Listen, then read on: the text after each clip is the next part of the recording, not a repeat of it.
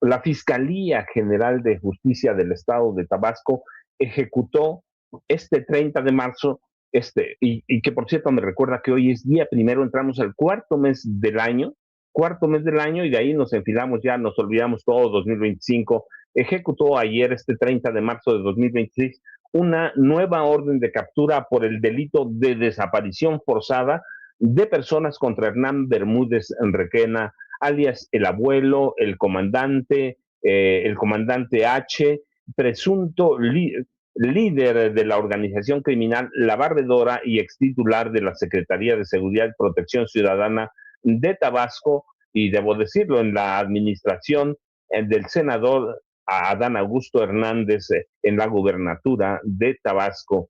Este nuevo mandamiento u orden de captura fue cumplimentado en el Centro Federal, recuerden que ya está preso, en el Centro Federal de Readaptación Social, Ceferezo número 1, en el Altiplano, Almoloya de Juárez. En Almoloya de Juárez no les gusta que digan el centro de máxima seguridad o la prisión de máxima seguridad de Almoloya, porque dicen, nosotros no somos eso, pero está en Almoloya.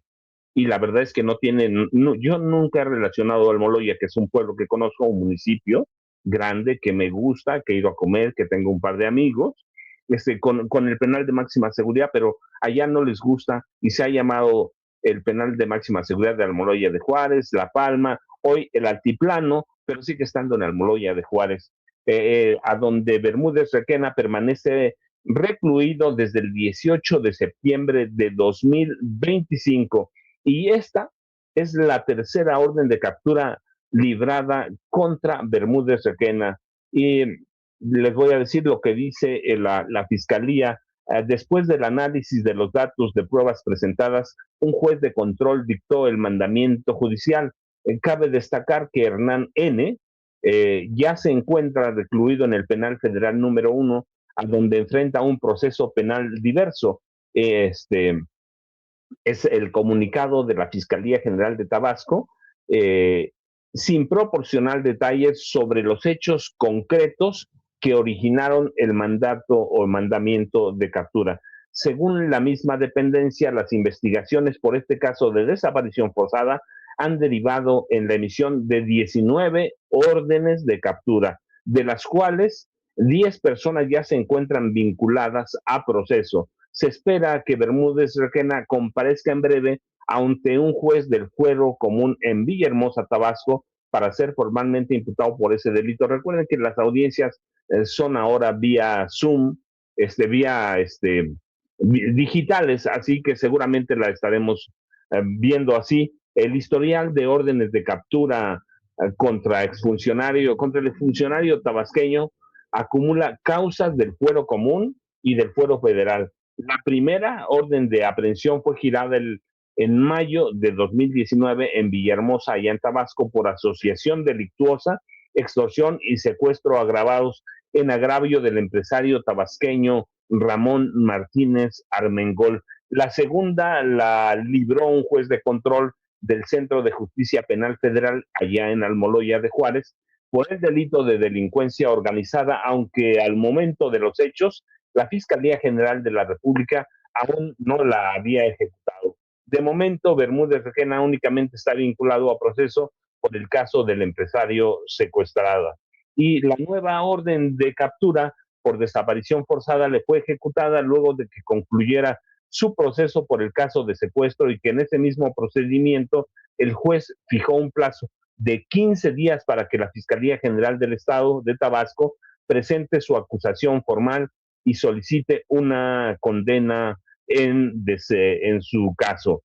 El caso, recuerdan, de Bermúdez Requena acumula capas procesales que se fueron construyendo a lo largo de los meses previos a su captura allá en Sudamérica. El 10 de marzo de 2026, Daniel Marcelino Niño Jiménez, titular del Juzgado Cuarto de Distrito en materia penal en Toluca, allá en el Estado de México, desechó el amparo que el exsecretario promovió el 25 de septiembre de 2025 contra una posible extradición a Estados Unidos. O sea, Hernán Bermúdez Requena está en capilla y es difícil que vuelva a pisar la libertad. Y es un caso interesante e importante porque verdaderamente sacudió y removió la política nacional, sobre todo a Morena, el partido que fundó el presidente Andrés Manuel, o ahora el expresidente Andrés Manuel López Obrador, y obligó a que Adán Augusto López Hernández finalmente renunciara, no al Senado, recuerden, no puede renunciar al Senado, los puestos de elección popular no son renunciables, sino a renunciar a la presidencia del Senado. Es un caso delicado, es un caso que para mí todavía no da todo lo que tiene que dar. Ya se irá conociendo, se sabrá poco a poco, pero es el caso de Hernán Bermúdez Requena. Y déjenme decirles algo que ayer me pidieron, era el caso, estábamos hablando del funcionario eh, de, del funcionario de la DEA, el, el supervisor de la DEA, del supervisor de la DEA en República Dominicana, que fue arrestado en Washington. Lo arrestaron en Washington por corrupción, porque nada más vendía visas a $100,000. $100,000. Visas y se las vendía a delincuentes, a delincuentes centroamericanos, y están, la DEA tiene perdidas nada más 1,000 visas.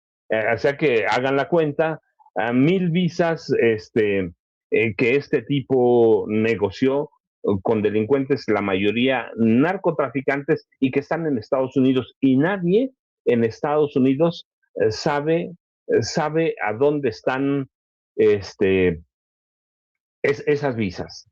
Nadie entiende, nadie sabe qué pasó, pero de momento buscaron las visas y descubrió la DEA que las había vendido, que las había vendido el,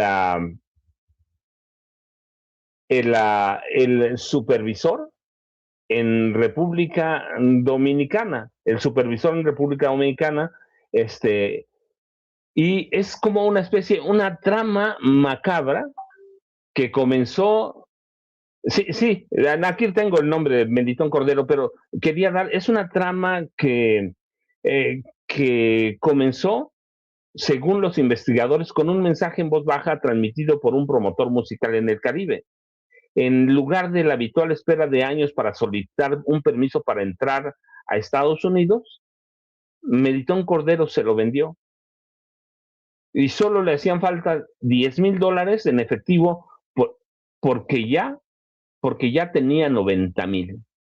Y un contacto de confianza dentro de la agencia antidrogas en Estados Unidos les dijo que Melitón Cordero, que era el supervisor, le podía ayudar. Así que este caso, bueno, finalmente está detenido Melitón Cordero. Cerraron en su momento la oficina de la DEA en República Dominicana, ya tienen un nuevo representante. Los fiscales sostienen y documentaron que Melitón Cordero se valió de su puesto dentro de la Embajada de Estados Unidos para acelerar solicitudes de visa, al afirmar que los solicitantes eran valiosas fuentes de información para las fuerzas del orden.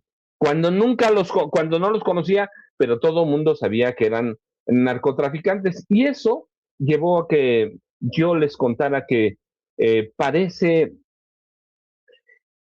que el caso de Melitón Cordero, lo que abre es toda la corrupción que hay históricamente en la DEA, pero que también hay en la CIA. Y yo les comenté, el caso de Melitón muestra toda la corrupción que hay, porque en 2021, aunque nosotros lo conocimos hasta 2022, que el responsable de la DEA en México y todo Centroamérica estaba inmerso en corrupción, que la esposa de Nicolás Palmeri se llamaba, la esposa trabajaba para los capos y él trabajaba y para los grandes capos, no solo de México, no, sino de América Latina, y que recibían eh, sobornos en especie, sobornos en efectivo. Y yo de pronto saben que soy como el presidente López Obrador, digo con todo respeto, nunca voy a ser igual que él, porque la verdad es que es un tipo que tiene un conocimiento más que yo, debo reconocerlo, pero de pronto a mí me cae bien el presidente López Obrador porque empezaba a platicar de una cosa y se empezaba a acordar de otro. Y yo empecé a recordar cómo en los 70 y los 80 la CIA estaba infiltrada, llena de corrupción aquí en México, y la DEA también, pero lo interesante era que dos personajes, uno hondureño, Ramón Mata Ballesteros, y otro cubano estadounidense, Alberto Sicilia Falcón, que fueron dos grandes narcotraficantes internacionales, tenían su base en México y servían a la CIA. En esa época servían a la CIA, en los 70 y a los 80, servían a la CIA, y Alberto Sicilia Falcón, en especial, estaba al servicio de la presidencia de la República, de Luis Echeverría Álvarez, pero estaba bajo las órdenes o protección de Mario Moya Palencia, que era el secretario de Gobernación. Para que entendamos de pronto que decimos el narcotráfico y la corrupción de la DEA y de la CIA, no, hombre, es histórico. Lo que está pasando en Santo Domingo, nosotros lo vivimos en los 70 y en los 80 bajo el alias del Barón de la Droga a mediados de la década de 1970. Alberto Sicilia Falcón, que era su nombre, era el hombre de la CIA para traficar cocaína, marihuana y opioides de América Latina a Estados Unidos. En correspondencia, protegido por la CIA, en correspondencia, en secreto, la CIA le entregaba armas de fuego para internarlas de contrabando, para alentar operaciones armadas anticastristas y movimientos guerrilleros contra el comunismo en países de América Latina. En la década siguiente, creo que fue en 1985, me puedo equivocar por un año, 86, pero 85, estalló el escándalo Irán-Contras y quedó al descubierto la forma de operar de la CIA. Usaban a narcotraficantes, en este caso en México, para financiar a través de las drogas, cocaína y opioides en ese momento, operaciones armadas anticomunistas y desestabilizar naciones. Y recuerdan aquí el 68, que fue una operación de la CIA. Una operación de la CIA a través de quién? De Gustavo Díaz Ordaz. Por lo menos, aunque la gente reconoce tres, hay evidencias sólidas de que 5 presidentes mexicanos, Adolfo Ruiz Cortines, Adolfo López Mateos, Gustavo Díaz Ordaz, Luis Echeverría y, y José López Portillo, sirvieron a la CIA asalariados. Incluso luego me discuten que Adolfo Ruiz Cortines no, yo les digo, era cajero del ejército estadounidense. Así que, y así que la CIA permitía que Ramón Mata Ballesteros y Alberto Sicilia Falcón traficaran teniendo como base México, y había 3 ciudades en la Ciudad de México, Tijuana y Ensenada, desde que les servían de almacén, traficaran droga, protegidos por la Dirección Federal de Seguridad y claro, por la Presidencia de la República. Tenían, Sicilia Falcón, el día que lo capturaron, tenía una credencial de plata con la firma de Mario Moya Palencia, y eso fue uno de los motivos por lo que Mario Moya Palencia perdió la candidatura, uno de los motivos, porque hay otros interesantes. Mario Moya Palencia perdió la candidatura presidencial, pero bueno, en la década de los 80, en 85 y 86, estalló el escándalo Irán-Contras y quedó al descubierto la forma de operar de la CIA, uso de narcotraficantes para financiar a través de las drogas, operaciones armadas anticomunistas y desestabilizar naciones. Sicilia Falcón entregaba armas al movimiento anti-Fidel Castro, a cambio la CIA le permitía el paso libre y le entregaba y la entrega de droga a grupos criminales de Estados Unidos, un patrón similar al intercambio de armas drogas que caracterizó al escándalo Irán-Contras. Y este escándalo Irán-Contras fue una operación secreta del gobierno del presidente estadounidense Ronald Reagan, que vendió armas, incluidos misiles, ilegalmente a Irán, ahora que está de moda, bajo el embargo para liberar a rehenes en Líbano y financiar encubiertamente a la contra nicaragüense, violando prohibiciones de cualquier cosa. Así que Ronald Reagan fue mucho antes que Bush lo mismo. Que Donald Trump, Bush también, discúlpeme, en 2001, 2003, Bush también allá en Irak, pero en este caso con Donald Trump, hacían lo mismito. Ronald Reagan alentó las sublevaciones o en Irán. En noviembre de 1986, la operación Irán-Contras fue filtrada por periódicos libaneses y el resto de un piloto que transportaba armas para la contra de Nicaragua. Y esto destapó la red clandestina de esta venta de armas y tráfico de drogas, que se conocía como la empresa. El teniente coronel Oliver Knott, que era subdirector de Asuntos Político-Militares del Consejo de Seguridad Nacional, y otros funcionarios fueron implicados en la destrucción de documentos para cubrir cómo la CIA entregaba armas y recibía dinero de la venta de droga. De la venta de droga para financiar golpes de Estado o rebeliones en otros países. Cecilia Falcón, en este caso, era oriundo de Matanzas, allá en creo que, si no estoy mal, debe ser la segunda provincia de mayor extensión en Cuba, detrás apenas de La Habana, pero era un hombre metódico en el seguimiento de grupos anticastristas, así que no le fue muy difícil llegar a México e insertarse en el grupo de Luis Echeverría Álvarez. Y el contacto para insertarlo en el grupo de Luis Echeverría, solo para contarles la historia completa, se llamaba Winston M. Scott, que fue quizá el jefe de la CIA que mejores resultados ha dado en México. Tenía comprados a 5 presidentes, bueno, en realidad 3 él, porque murió en 71 murió, pero dejó todas las bases para que los presidentes mexicanos, hasta José López Portillo, sirvieran a la CIA. Winston se murió, pero estaba todo. El planteamiento, algunos habían sido funcionarios anteriores, los habían comprado como funcionarios, y Cecilia Falcón pasaba en México como un gringo millonario. ¿Por qué cayó Cecilia Falcón? ¿Por qué cayó? Bueno, cayó en un momento en el que la CIA, la DEA disputaba a la CIA, la DEA, recuerden que había nacido en 1973, disputaba a la CIA el control del narcotráfico y las complicidades. Y la CIA, la DEA, en vez de aliarse con la Dirección Federal de Seguridad, que la tenía copada la CIA, salió con la Policía Federal.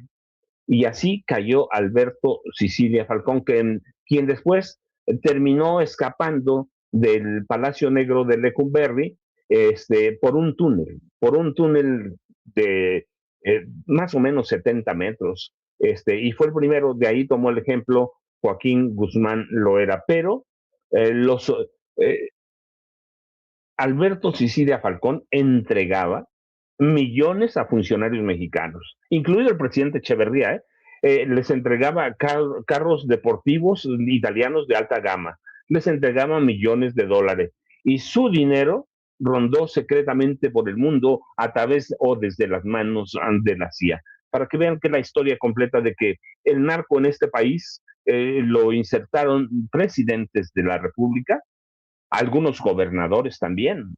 ¿Se acuerdan de Gonzalo N. Santos?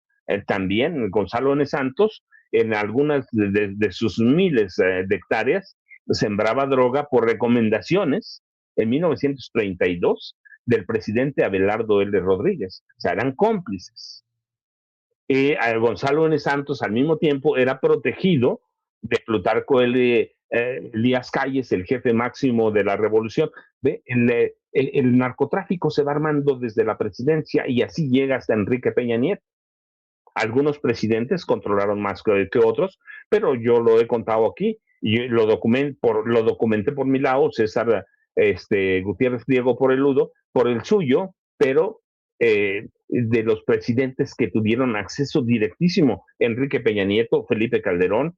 Fox lo tuvo a través de Genaro García Luna, pero Ernesto Zedillo Ponce de León, Carlos Salinas de Gortari, desde su papá había evidencias muy sólidas.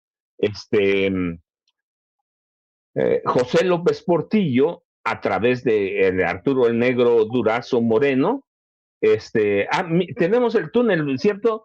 Miren, este es el túnel que cavó un grupo eran 5 personas que compró Alberto Sicilia Falcón,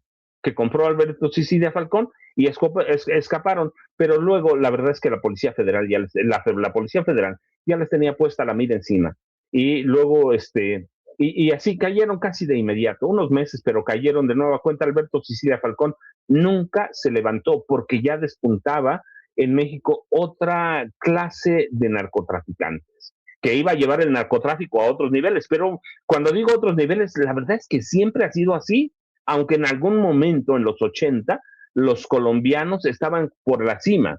Y dicen que aprendimos de los colombianos. No, hombre, aquí hemos tenido, por ejemplo, en 1932, el presidente Abelardo L. Rodrigo era dueño de todo. Abelardo L. Rodríguez, discúlpeme, era dueño de Sonora prácticamente. Era dueño de Sonora, y ese tipo traficaba drogas con la complicidad de Plutarco Elías Calles. Sí que tienen toda la maraña del narcotráfico en este país desde la presidencia de la República. En el 32 lo tuvimos, y les decía, gobernadores como Gonzalo N. Santos sembraban droga, la vendía a Abelardo L. Rodríguez y nada más le pasaba las ganancias. Así que la Santos Tao, no solo era un asesino, no solo era un tipo represor, que fue el tipo, recuerden, en 1929, Gonzalo N. Santos, grupos de Gonzalo N. Santos reprimieron a seguidores de Vasconcelos en aquella elección extraordinaria presidencial. Los reprimieron violentamente. Gonzalo N. Santos decía que él había asesinado personalmente a 100 personas. Y ese es el prototipo priista. Pero en la elección del 29, uno de los reprimidos fue Adolfo López Mateos. Adolfo López Mateos, que de allí salió enfermo, 7 aneurismas cerebrales. Pero bueno, los presidentes que tuvieron contacto directo con el narco, me quedé: Salinas de Gortari, José López Portillo, Luis Echeverría Álvarez. Aquí tenemos el caso de Alberto Sicilia Falcón y su esposa también, María Esther Zuno Arce, y además se enriquecieron brutalmente. Los cuernavacenses pueden dar fe de toda la riqueza de los Echeverría Zuno, brutalmente, ¿sí? Y Echeverría, y hacia atrás, Miguel Alemán Valdés. Miguel Alemán Valdés manejaba el narcotráfico desde la presidencia de la República a través del coronel Carlos C. Serrano. Carlos C. Serrano, que era a su vez el presidente del Senado de la República. Así que ven, el narcotráfico no era un tema nuevo, es un tema delicadísimo, y por eso dicen, ¿por qué no lo pueden resolver? ¿Cómo lo vamos a resolver? ¿O cómo lo iba a resolver López Obrador o Claudio Sheinbaum Pardo si gran parte de la sociedad estaba inmersa en el narcotráfico? Y digo la sociedad política, priista y luego panista.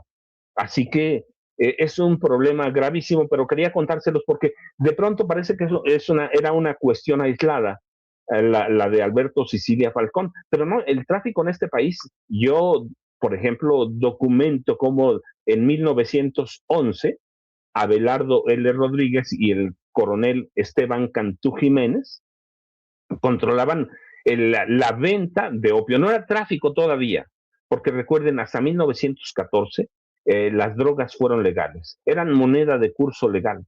El opio toda, la cocaína, la heroína, toda de curso legal. Hasta 1914 Estados Unidos, la ONU, empezaron a tomar medidas para controlarla. Pero para esa época, Esteban Cantú Jiménez se había enriquecido. Era el hombre fuerte de Baja California. Él era de Nuevo León, era un militar, coronel, y en 1911 llegó Abelardo L. Rodríguez para apoyarlo, y descubrió Abelardo L. Rodríguez todo lo que dejaban las drogas. Todo lo que dejaban las drogas lo regresaron a México. 19-20 regresa a Baja California, Mexicali, cuando todavía no era un estado, regresa y se apodera de todo el narcotráfico. Crea el Casino de Agua Caliente, del que era socio con Plutarco Elías Calles, y se distribuían el dinero de las drogas. Así que en este país, hoy me acordé ayer, con la caída de Melitón Cordero, allá en República Dominicana, me acordé cómo la DEA, la CIA y la DEA siempre han estado metidos en negocios de la droga, siempre la han controlado. Cuando en 1973 el presidente Nixon crea la DEA para combatir el narcotráfico, lo que hace es que crea otro organismo, porque la CIA estaba muy desprestigiada. La DEA lo entiende e intenta desplazar a la CIA, y lo hace, hasta ahora que la rescata el presidente Donald Trump. La CIA por muchos años, digo, siempre ha funcionado. Hay que ver cuántos golpes de Estado, pero cuando en los países hablaban la CIA, todo el mundo tenía miedo, ya sabían a qué se dedicaba la CIA, pero dejaron entrar a la DEA a través de la droga. Pero la DEA, desde los prácticamente 76, se dedicaba a hacer trabajos de inteligencia. Y todo el mundo, nadie decía nada, porque decían, es una agencia que combate el narcotráfico. Nunca lo combatió, lo administraba, lo controlaba. Lo controlaba, y ahí están los ejemplos. Sicilia, Falcones 1, Melitón Cordero, Nicolás Palmeri, que fue el director regional para México y todo el resto de América Latina, muestran que la CIA y la DEA han estado corrompidas. Hay agentes decentes, sí, como en las policías mexicanas. Hay agentes decentes, pero hay en los grandes grupos, por ejemplo, en los 80, con el visto bueno del presidente Miguel de la Madrid, la Dirección Federal de Seguridad se convirtió en la gran escuela formadora de capos del narcotráfico. Sí, en Cártel de Juárez, que fue mi primer libro, que ahora ya casi no está en circulación, documento cómo desde la Secretaría de Gobernación y la Dirección Federal de Seguridad se tomaron las primeras medidas para controlar a los grupos del narcotráfico. Ciertamente la DEA y la CIA controlan, pero necesitan administradores locales. ¿Qué hacen los cárteles? Eso, son administradores locales y ganan mucho dinero. La droga es un negocio de miles de millones de dólares por año. Y teniendo en cuenta cómo es Trump y otros presidentes de Estados Unidos, claro que no van a dejar el narcotráfico. Pero bueno, quería contarle la historia porque de pronto cuando empezamos a platicar de narcotráfico, yo digo, es que ese es un tema muy viejo, es un tema que a mí me gusta, pero además me gusta contárselos para que entendamos por qué es tan difícil acabar con con el narcotráfico, por qué es difícil encontrarle la hebra para sacarle toda la madeja. Es bien complicado, y bueno, aunado a eso viene la violencia. Hoy decimos, es que son muy violentos, es que siempre han sido violentos. El problema es que antes la prensa no publicaba nada. Yo les he platicado, yo empecé como reportero de policía, de ese policía que chorreaba sangre, de veras. Eso, así fueron mis inicios. Después fui de reportero de deportes y después de sociales. Me tocaba cubrir bodas, nacimientos, discúlpeme, no, bautizos. Me tocaba cubrir bautizos, nacimientos, sí. La familia fulanita de tal, que es de sangre azul, tuvo un príncipe que que en los próximos años se va a convertir en el dueño de tales empresas. Así que así empiezo mi carrera, y para mí el primer presidente y gran mafioso de este país es Abelardo L. Rodríguez. Y déjenme contestar aquí, ustedes preguntan por el chat, me preguntan, es que hoy ando descontrolado porque preguntan por el chat, si va a estar Ignacio Rodríguez el Chapucero. Está de vacaciones. Recuerden, nosotros no estamos de vacaciones porque tenemos el compromiso de estar con ustedes, pero Ignacio va a estar de vacaciones bien merecidas. Algunos colaboradores de Sin Censura van a estar, están de vacaciones. Esta es la semana mayor, ¿no? Para mí esta es la mayor semana en, en este país.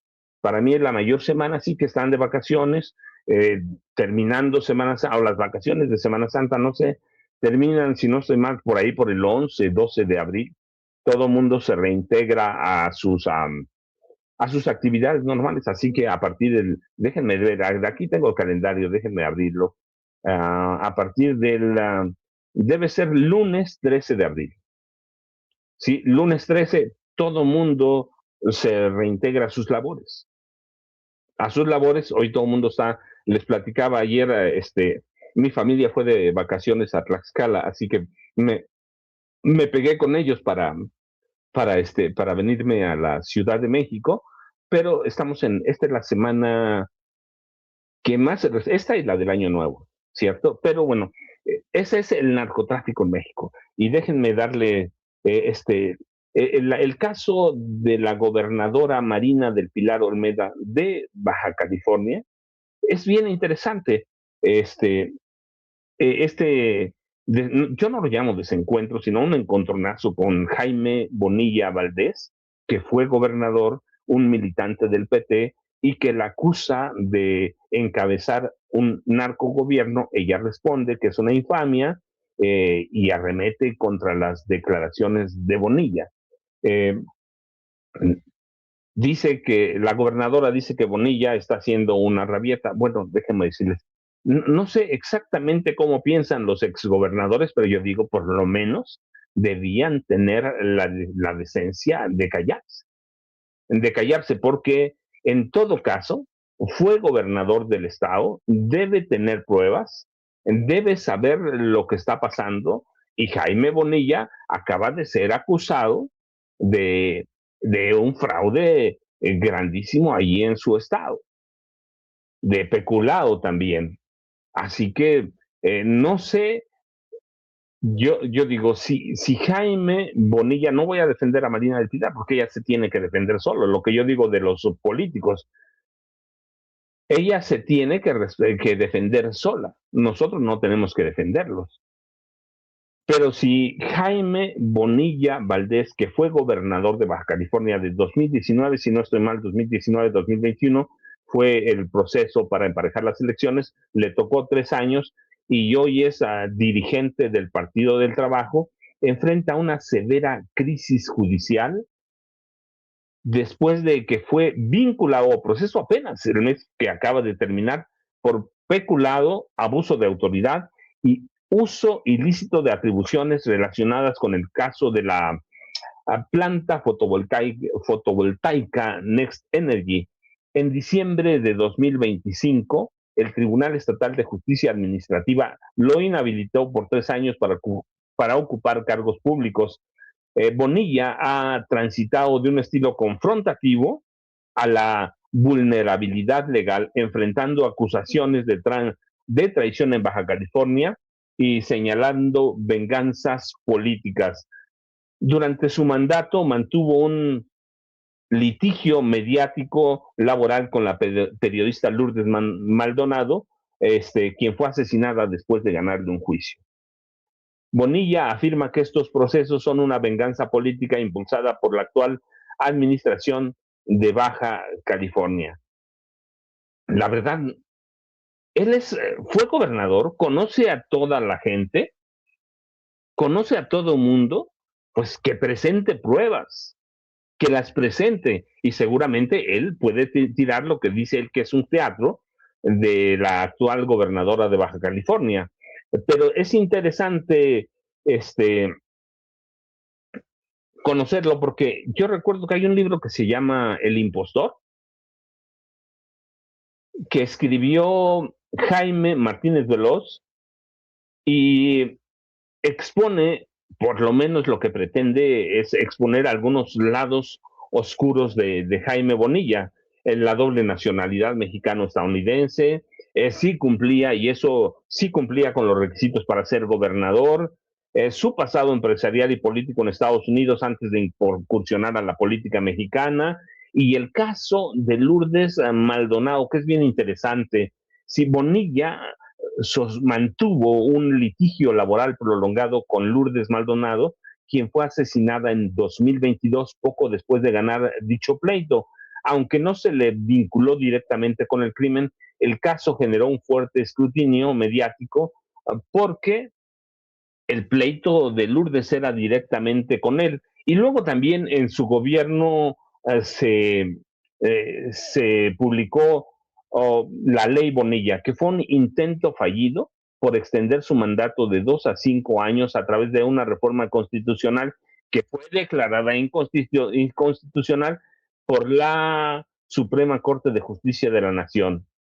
Y en otras palabras, intentaba un fraude constitucional y actualmente mantiene una confrontación abierta con la gobernadora Marina del Pilar Ávila Olmeda, a quien Bonilla acusa de persecución política, mientras ella sostiene que se trata de una rendición de cuentas. Para mí se reducen muchas cosas en la bronca o en los problemas que va a tener Morena en el futuro. Era Lourdes Maldonado, ¿cierto? La mujer que fue asesinada después de ganarle un pleito al gobernador Bonilla. Así que todas las dudas hay sobre él, todas las dudas, pero más allá del enfrentamiento entre ellos, lo que debemos entender en este momento, de acuerdo con lo que yo veo, es la forma en la que se va a comportar el Partido del Trabajo en los próximos años. Ese es el Partido del Trabajo, no es otra forma, no es otro, ese es el aliado de Morena. Por eso yo insisto siempre, ya lo veremos con el maestro Jaime Hernández, en cuanto llegue, todavía no, ¿verdad? Ceci, déjeme ver nada más si llegó Jaime Hernández. No, todavía no llega el maestro Jaime Hernández, pero la Morena tiene que tener muy, muy claro lo que pasó en la reforma constitucional electoral, que no es un accidente, tiene que tener muy claro lo que pasó en el plan B de la reforma electoral de la presidenta Claudia Sheinbaum Pardo, para entender cuál va a ser el comportamiento de Morena y el comportamiento del Partido del Trabajo. Para mí, yo lo digo no ahora, ¿qué hace Morena aliada con el Partido del Trabajo, que hace aliada con el Partido Verde Ecologista de México? Dice Noroña, eso es lo que tenemos y eso es lo que tenemos. Yo digo, pues mejor que no tenga nada, mejor que no tenga nada, pero pero es Morena. Para mí sí debían cambiar. Así que, y dice José Cortés, la mataron vilmente. Ella se encargaba de su mamá y mandaba los gastos, le gustaban mucho los michis. Sí, eso fue un asesinato, cualquier asesinato. Pero de Lourdes Maldonado, la verdad es que cualquiera, porque ha habido asesinatos de periodistas que son, bueno, es que déjame decirles algo, ¿verdad? A mí no me importa que sean de periodistas o no periodistas, un asesinato es un asesinato. Y todos son salvajes, todos son salvajes. Y los hombres del poder, no estoy diciendo que fue Bonilla, pero pues no hay siempre algo ahí, sí, así que el chat, muchas cosas hay que leerlo porque la verdad es que aprendemos y nos lo vamos complementando. Bueno, Lourdes, Amador también, buenos días. Elías Ramos, buenos días también. Disculpen, ya divagué, ¿cierto? Con la historia del narco, pero ayer somos 5,000 personas mirando ahora. 5,356 para que no me regañe Ceci, ¿sí? Me regañe Ceci, pero es que ayer yo les platiqué, de pronto, a mí me gustaba mucho el presidente López Obrador, es diferente a la forma de ser de la presidenta Claudia Sheinbaum Pardo, que de pronto suelta unas bombas, así, y Elías Ramos tiene razón, cualquier asesinato es cruel, no importa quién sea, y eso digo siempre, no nos amparemos en ser periodistas, cualquier asesinato es una locura, pero bueno, yo les contaba ayer, me quedé de pronto con el tema y vi que en el chat hacían preguntas sobre ese estilo, y es una historia que me gusta porque me gusta divagar cuando cuento historias, así cuento las historias en mis libros, y dice déjenme decir, Elías Ramos, antes de que se me pase, faltan muchos likes. Somos 5,400 y tenemos, ¿cuántos? 2,000, déjenme dar un refresh o una actualización de la computadora. Tenemos 2,700 likes y somos en este momento 5,441 personas conectadas aquí en la familia Sin Censura. Así que aprovechemos su like o me gusta, compartir. Es muy importante, recuerden, nos ayuda mucho, como dicen Gabriel Montes, excelente día, Sin Censura, y el like arriba. Fermín Cruz, 5,000 likes. Bueno, yo veo ¿cuántos likes tenemos, Ceci? Aurora Sabina también, buenos días. Sí, tenemos Moni. 2,900 likes. ¿Cuántos? 2,900 likes. 2,900 y somos 5,497, así que tenemos un déficit grande de like. Polux, tome agua. Mira, aquí tengo mi café. Muchas gracias. Tengo mi café. Clara Vargas, ya di mi like. Saludos desde Guadalajara, Jalisco. Buenos días. Sara, señora Lulu Chávez Vicente, el programa se pone como video, no entras directamente. Me metí y apenas empiezas a presentar desde el principio. No sé, eso es como una actualización, no sé si. No lo entiendo. Araceli Jiménez Ayala, buen día, maestro Francisco, saludos desde Toronto. Creo que Morena busca cantidad, no calidad. Yo lo digo hace mucho. Joel Caballero, saludos Paco, feliz fin de semana, feliz Semana Santa. Gracias a todos, pásenla bien. Quienes salga, pásenla bien. Si no, escúchenos, y si están en el auto, escúchenos y ayúdenos con ese like. Antonio Martínez, gracias. Gerardo López, lluvia de likes, vamos familia. Mari Sánchez, buenos días, maestro, dejando like desde Córdoba, allá hijo, mira, aprovecho a propósito de café, y Vicente ya se fue de vacaciones. No, aclaro de una vez, Vicente va a una reunión a la Ciudad de México. Él empezó este programa, está viajando más o menos a las 6, abordó el avión, así que no sé si lo vamos a tener de regreso porque la reunión va a tardar un buen rato después de la mañanera, que es la hora que él va a llegar, pero aquí vamos a estar. Aquí dice Lourdes Amador, ese tal Bonilla debe estar en la cárcel. Recordamos cómo se fue a Las Vegas en tiempos de su gobierno, quiso reelegirse y Olga Sánchez Cordero le aplaudió desde la Secretaría de Gobernación. Maggie Díaz, buenos días, Paquito, por favor, mándame saludos y un abrazo, Maggie, de veras, muchas gracias. Sofía Olvera, se aprende mucho con usted, maestro Cruz, les voy a contar, pero déjenme contarles. Así escribo mis libros, de veras. Así divago de un tema a otro. A un tema a otro voy pasando en el libro, claro, siempre centrado en un personaje y que ese personaje nos lleve a las historias. Así estoy ahora con el nuevo libro.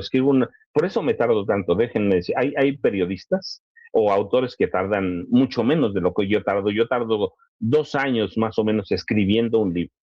Ya estoy en el capítulo 7, empezando el capítulo 7 del nuevo, me voy a tardar menos ya, 3 capítulos después de espero terminarlo a fines de este mes, principios de mayo, pero voy contando las historias como me gustan, voy contando, en este caso, por ejemplo, las rabietas del exgobernador Jaime Bonilla Valdés, porque digo, está bien, uno puede acusar a quien sea, en este caso a Marina del Pilar Ávila Olmeda, está bien, pues está en su derecho. La cuestión es que no es un personaje como nosotros, es un personaje que tuvo poder, controló a la policía, controló a la fiscalía, tiene acceso a todos los documentos, tuvo acceso a todas las investigaciones, así que en vez de acusarnos puede decir, miren, esta investigación que empezó en mi fiscalía documenta y muestra que Marina del Pilar verdaderamente es una narcogobernadora con pruebas.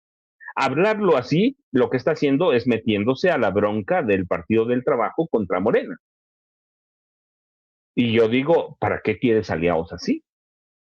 ¿Para qué quieres aliados? Para mí verdaderamente me parece que es una vergüenza Salvador Chavira, saludos desde Michigan y a mi familia en Guajuapan, Oaxaca y Tlaxiaco. Así que así voy contando mis historias, voy armando. Lo que yo creo, si lo recuerdo, déjenme decirle, cuando escribo no uso apuntes.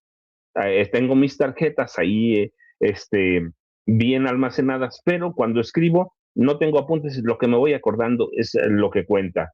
Y Bonilla dice también que colaboradores cercanos a Marina del Pilar, incluyendo personal de la Fiscalía General del Estado y de la Policía Estatal, claramente, han sido detenidos en la frontera con Estados Unidos transportando sustancias ilícitas. Bueno, pues que nos dé todos los nombres, ya hasta se le agradecería, incluso si es Marina del Pilar, se le agradecería que nos diga a tal fecha metieron tantas toneladas de coca, porque ahí es por toneladas, no es decir, metieron un gramito. Si Jaime Bonilla tiene que nos diga a tal fecha metieron tantas toneladas o tantos kilogramos, ¿sí? Metanfetaminas, fentanilo, cocaína. Lo puede contar, incluso ha señalado que Marina del Pilar está metida hasta el tronco, así lo dijo, en actividades delictivas. Pues que nos digan cuáles otras. Ella que se defienda, pero nosotros tenemos que decirle, dinos en cuáles otras actividades delictivas está metido. Y él ha utilizado el título o el término narcogobernadora para referirse a Marina del Pilar. Bueno, que nos diga cuándo, con qué y quiénes son sus cómplices. Es un exgobernador, un hombre de poder, pero además es uno de esos personajes llamados empresarios.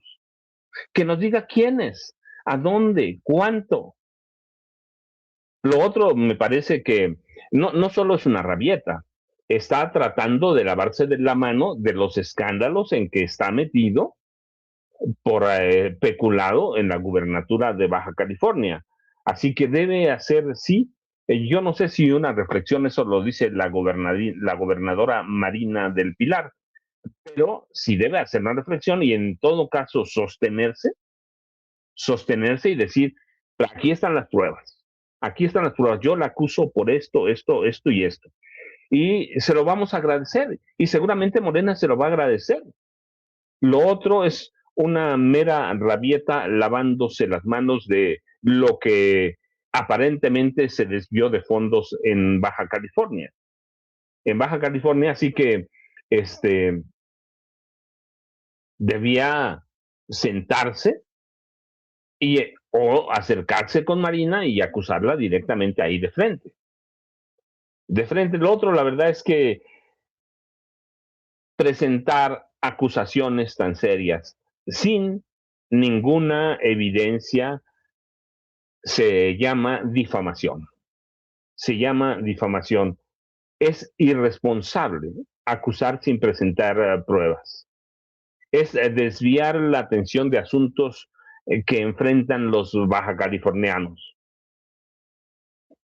Debe Jaime Bonilla sentarse y decirnos, yo la acuso por esto. Lo otro, pues es un deslenguado, ¿no? Es un deslenguado. Y déjenme ver nada más si no llegó el maestro Jaime Hernández. Déjenme ver, estoy actualizando, disculpen, estoy improvisando porque llegué a las 3 de la mañana. Llegué a las 3 de la mañana, así que no ha llegado, pero debe, a lo mejor se quedó dormido el maestro Jaime Hernández. Espero que no, sino aquí le reclamamos, pero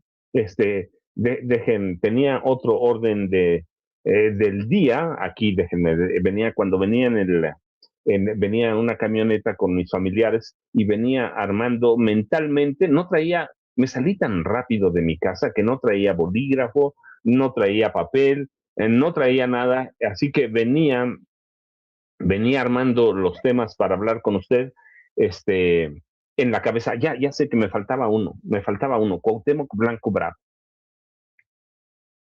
Agarrarlo o documentarlo transitando sin placas en una camioneta de esas que para mí muestran la impunidad y el abuso de funcionarios, en este caso de elección popular, el diputado federal Cuauhtémoc Blanco Bravo, cuya trayectoria ha estado marcada por una transición de ídolo deportivo a una figura política de controversias legales y éticas que verdaderamente a mí me hacen preguntarme, ¿es bueno que los deportistas ídolos, hablo de los ídolos, transiten a la política? Yo con Cuauhtémoc tengo mis dudas porque desde que llegó a la presidencia municipal en Cuernavaca tiene un lado oscuro grandísimo y todo ese lado oscuro concluye, no, lo de la camioneta es grave porque es un diputado, pero ustedes recuerdan en octubre de 2024, su media hermana Blanca Fabiola N., hay que dejarla aquí, sí, presentó una denuncia por violación en grado de tentativa. La víctima dijo que el hecho ocurrió en la residencia oficial del gobierno del estado de Morelos, que por cierto los morelenses llamaban la cueva de los ladrones, usando su poder para presionarla. La Fiscalía de Morelos solicitó su desafuero, pero la Cámara de Diputados, lo recuerdan, hace unos meses, lo vivimos aquí, lo protegió la Cámara de Diputados, gracias a los arreglos de Ricardo Monreal Ávila con Alejandro Moreno Cárdenas. Pero durante su carrera como futbolista fue muy controversial, no por lo que hacía en el campo, que eso es parte del show, del espectáculo, que le da un ídolo, ¿sí? Que le da un ídolo que es más allá de una estrella, o alguien que es muy bueno. Es un ídolo simplemente, pero hizo comentarios que fueron algunos verdaderamente salvajes. Por ejemplo, yo recuerdo mucho que en 2004 le dijo a Virginia Tobar, que era una árbitra de fútbol profesional, que se fuera a lavar los trastes. Y aprovechando y abusando de que ya terminó de lavar los trastes, o de dormir, déjenme presentarles al maestro Jaime Hernández. Ya saben que a mí me gusta presentarlos de inmediato cuando llegan. Que todavía está poniéndose el maquillaje el maestro Jaime Hernández. Pero hoy viene para hablar con el lenguaje de señas. Ah, no. Déjenme Déjame, lo que Jaime Hernández quiso decir con esas señas. Jaime, ¿cómo estás? Buenos días. Es que estaba preparando la cena de los 12 apóstoles porque ya sabes que hoy es Jueves Santo. Y No, entonces... es miércoles. Ay, Jaime. Ay, perdón. Entonces, Jaime. el miércoles... Todavía está durmiendo, Jaime, pero es mejor cuando duerme porque se le olvida lo que dijo. Y habla. Gachos, Disculpa, gachos. ya dice Vicente, lo que calienta la risa. Jaime, ¿cómo estás? Buenos días. Good morning, good morning. Oye, te estaba escuchando, ¿apenas vas llegando? Llegué a las 3 de la mañana, Jaime. En mi Oigan, pueblo no voy a tener internet varios días, así que aprovechando que unos familiares míos venían a Tlaxcala para pasar sus vacaciones de Semana Santa, ajá, regresan por ahí del 8 o 9, les dije, pues denme un aventón. pues sí. Denme un aventón, salieron a las 2 de la tarde y llegamos aquí a las 3 de la mañana. Y se vinieron de corridito porque venían en camioneta, bien, se alternaron el manejo, mientras yo me eché un sueño ayer. Yo soy buenísimo para dormir en el transporte, Jaime, así que me eché una pestañita como de varias horas, por eso estoy tan fresco como una lechuga, Jaime Hernández. Pues qué bueno que hayas llegado con bien, porque es una larga trayectoria. Tremendo recorrido te aventaste, maestro Paco Cruz. Oye, estaba escuchando lo de Cuauhtémoc Blanco. Es un sinvergüenza, es un sinvergüenza. Mira, le han perdonado todo. Yo recuerdo que eh, estaba yo ahí y fui a hacer un trámite al banco en Perisur y coincidió que estaba yo entrando allá a Perisur. No, no, no, llegó con un camionetón, con guardaespaldas, la mujer como si fuera la emperatriz. No, no, no, un alarde de poder impresionante y solo para ir de compras. Y aquí te das cuenta de quién es realmente Cuauhtémoc Blanco, ¿no? Es un personaje que abusó de su poder. Y ahora que estuvimos en Cuernavaca, en Morelos, mucha gente con la que platiqué ahí en la Feria del Libro lamentaban el hecho de que Cuauhtémoc Cárdenas, bien como presidente municipal, bien como Cuauhtémoc Blanco. Cuauhtémoc Blanco, bien como presidente municipal, bien como gobernador, no hizo absolutamente nada, nada. No hizo nada en materia de mantenimiento de la infraestructura de esa ciudad. Tú sabes que Cuernavaca está llena de manantiales, pues cada vez que se abren los manantiales, el agua se riega, se filtra, se fuga, porque este tipo no hizo nada para arreglar todo lo que es el sistema pues de distribución del agua, ¿no? En Cuernavaca. ¿A dónde fueron a parar todos esos recursos? Y como bien tú recordabas, se fue de rositas cuando tuvo esta acusación de abuso y con el apoyo de Morena, hubo ahí una sacudida bastante fuerte al interior de Morena, entre algunas mujeres que se resistían al hecho de que se fuera de rositas, que no se hiciera nada. Pero esto habla de qué manera, de qué forma en Morena se siguen aceptando a trácalas, a corruptos, a incapaces, porque la incapacidad, la negligencia es otra forma de corrupción. El no actuar como tienes que actuar como gobernador, que seas negligente en el cargo, es otra forma de corrupción. Y yo creo que en ese sentido Cuauhtémoc Blanco fue un corrupto, fue un personaje que ha dejado realmente una huella tremenda. Y recuerdo que, pues sí, todavía sigue siendo popular entre alguna tropa, porque pues alguien todavía recuerda su pasado como futbolista, que no fue un futbolista realmente habilidoso, con talento, ¿no? De estos que pasan a la historia precisamente, un Pelé, un Messi, toda esta gente, Ronaldinho, no, este fue un tramposillo, un personaje caracterizado por su astucia. ¿Sabes? Yo creo que lo mencionaba Norman, la forma de jugar de Cuauhtémoc en el campo, bravucón, peleonero, todo este rollo, lo proyectó como era cuando era gobernador y presidente municipal. Y Norman, creo que fue Norman, decía que muchas de las características de Cuauhtémoc Blanco, precisamente un personaje astuto, bravucón, peleonero, como en el campo de fútbol, se proyectaron cuando era gobernador. Y es verdad, porque yo creo, y como decía Barack Obama decía que cuando llegas y tienes poder, se proyecta o lo mejor de ti o lo peor de ti. Y creo que ese es el caso de Cuauhtémoc Blanco. Se proyectó lo peor de sí, lo peor de él como tramposo, como trácala.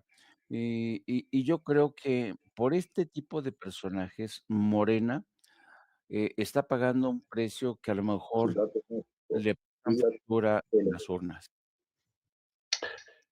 Déjenme decirle nada más para añadir algunas cosas. Estaba viendo el chat en vivo y decían que eh, Cuauhtémoc Blanco llegó a Cuernavaca por el pez. No, no, no. En realidad, Cuauhtémoc Blanco, recuerdan que lo rescata algo que se llamaba Partido Social Demócrata. Partido Socialdemócrata de los hermanos Roberto Carlos. Ven, ustedes me hacen acordar de cosas que de pronto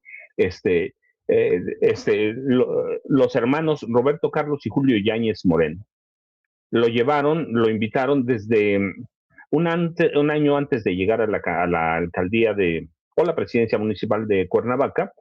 Tenían negociaciones. Él no participó en las negociaciones, sino, recuerdan, su representante futbolístico,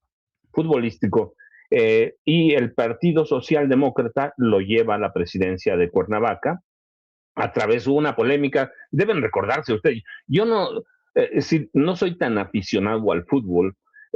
Si yo veo un deporte, veo el béisbol. El béisbol me encanta ir a los estadios. incluso a tomar cerveza porque puedo disfrutarlo, a comer eh, hot dogs, pero voy recordando cosillas. En este caso lo llevó el Partido Socialdemócrata de los hermanos Roberto y Julio Yáñez Moreno, y más adelante, de la mano de otra vez su representante y Miguel Ángel Osorio Chong, lo hicieron candidato del partido Encuentro Social, que es cuando lo adopta, digo yo, no sé por qué, sí tengo una impresión, una, este, una idea de por qué, pero lo rescata o lo adopta el presidente Andrés Manuel López Obrador, y lo hace uno de sus consentidos. Tengo la impresión, eso es nada más una hipótesis, de que López Obrador lo rescata porque tiene una niñez muy difícil, muy complicada, que esa es la verdad. No lo digo yo, Cuauhtémoc mismo lo ha publicado. Una vez que se mudan y llegan a Tepito, porque no es originario de Tepito, llegan a Tepito, vivían en una casa de lámina, dormían en cartones. Yo recuerdo mucho entrevistas a Cuauhtémoc Blanco, decía, sentíamos los picos de las piedras. Con mis hermanos nos acostábamos, solo había una cama para mi mamá y mi papá. Así que lo rescata el pez, y para mí lo que cuenta Jaime, que ya lo vivimos el pasado fin de semana, es que fue un muy mal rescate político. Fue una mala idea llevarlo a la política. No hizo nada por Cuernavaca, no hizo nada por Veracruz, pero eso sí, su representante se enriqueció y lo terminaron destituyéndolo por corrupción ya en la gubernatura de Morelos. Había algunos personajes muy cercanos a Cuauhtémoc Blanco Bravo que se hicieron los hombres más poderosos de Morelos. Y yo me pregunto entonces si la transición de estos personajes que son ídolos, porque sí era un ídolo, seguramente lo que estamos viendo es que el tipo es uno de los, quizá el último gran ídolo del fútbol mexicano, del deporte mexicano, que hemos tenido grandes ídolos, ¿no? En cualquiera de los deportes hemos tenido, en el box hemos tenido grandes ídolos, pero lo rescatan, se lo llevan, el peso lo lleva a la gubernatura, y se empieza a documentar esa vida, esa transición extraña de Cuauhtémoc Blanco Bravo. Y no se explica cómo un hombre con esas características llega a la política. Y lo que yo entiendo, y seguramente muchos de ustedes también, es que quienes lo rescataron en el agónico, porque estaba muriéndose el Partido Socialdemócrata, estaba muriendo, lo rescataron solo para cachar votos. Y gana Cuauhtémoc porque había una incomodidad muy grande con los políticos tradicionales. Así que de ser un ídolo de fútbol mexicano por lo que jugó en el Club América y luego la selección nacional, lo de España no lo cuento porque fue mínimo, ¿no? Aunque yo recuerdo por ahí un gol al Real Madrid que lo coloca en las portadas de la prensa española, pero esa euforia que había por la llegada de Cuauhtémoc Blanco Bravo a la gubernatura empieza una convulsión, y hay escándalos, desidia, desdén por la gubernatura, y los morelenses empiezan a ver que Cuauhtémoc Blanco es lo mismo que Graco Ramírez Garrido Abreu, su antecesor. Y fíjense, les voy a contar una historia. Ustedes tienen la culpa por recordarme eso. En algún momento, en Morelos, había un gobernador, ¿sí? Había un gobernador y que se llama Antonio Rivapalacio López, y le llamaban Don Amponio, por Ampón. Y a Cuauhtémoc Blanco Bravo terminan llamándolo Don Amponio, igual que a muchos gobernadores de Morelos. La verdad es que Morelos, como muchos estados de este país, son cuestionados por ladrones, ¿va? Pero Yo me pregunto, y esto es lo que quería plantearle a Jaime, discúlpeme por toda esa divagación, Jaime, no sé si ya llegó Norman, ahora lo vemos, pero buenos días, Norman, si llegó.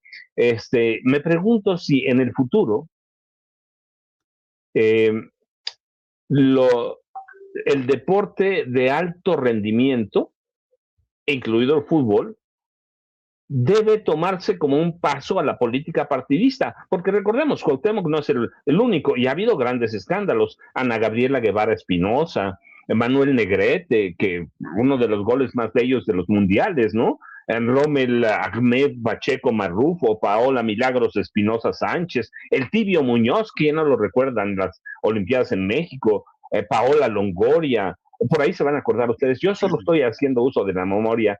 Víctor Estrada, Garibay. Así que hay interrogantes.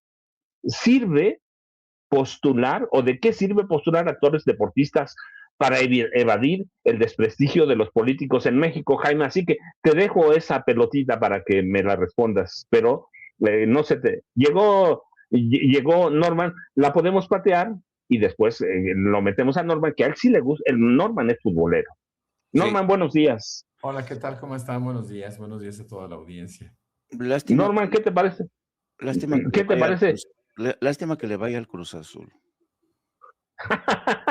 Es que no había nada mejor. Aunque gane. Aunque Pero, gane. ¿qué te parece, Norman, si dejamos, porque le tiré la pelotita a Jaime que la responda, y tú, esa pelotita te va a encantar? Es que no lo escuché, mi querido. Mira, la pregunta es, después de los escándalos que ha tenido con Cuauhtémoc Blanco, Bravo, este flamante diputado protegido por Ricardo Monreal Ávila y por Alejandro Moreno Cárdenas. ¿Tú recuerdas? Lo encontraron anteayer, cuando fue el partido de la selección mexicana, circulando con placas, sin placas, discúlpame, circulando sin placas, que es un delito. Pero yo empecé a recordar todos los escándalos de Cuauhtémoc Blanco Bravo en la gubernatura, en la presidencia municipal de Cuernavaca, que allá estuvimos, allá estuvo Norman también, para que sepan, y nos fue bastante bien. Y nos comentaban que no hacía nada, que no hizo nada. Y yo le preguntaba a Jaime, hay mucho en juego en el futuro. ¿Deben los deportistas de alto rendimiento pasar a la política partidista? Qué bueno, es bueno que sea eso, porque tenemos muchos y la mayoría son como un desastre. Ana Gabriela Guevara Espinosa, que una velocista, ¿quién puede dudar de su calidad? Campeona mundial. Manuel Negrete, que tú lo debes recordar muy bien, Norman, uno de los goles más bellos que ha habido en los mundiales. Rommel Pacheco Marrufo, Paola Milagros, Fernando Platas, también clavadista, ¿no? María José Alcalá, que una clavadista, y la recuerdo mucho porque a ella y a mí, debo decirlo, y lo digo con mucho cariño, nos entregaron el mismo día, en la misma ceremonia, la presea Estado de México en 1997, que es el mayor reconocimiento que hace mi Estado a sus hombres y mujeres ilustres. Entonces, ¿qué tan conveniente es eso, Norman? ¿Sirve postular actores deportistas o lo que sea, pero ídolos, para rescatar del desprestigio a los políticos en México? Fíjense que yo siempre he pensado, siempre he dicho, inclusive en términos políticos, que para poder ganar una candidatura y eventualmente un puesto, hay que estar en capacidad de ganar votos. Lamentablemente, y ese es un problema serio que podría hablar un poco en contra de nosotros, de la responsabilidad de nosotros como votantes, cuando decidimos que una persona famosa, en este caso deportista, esté en competencia.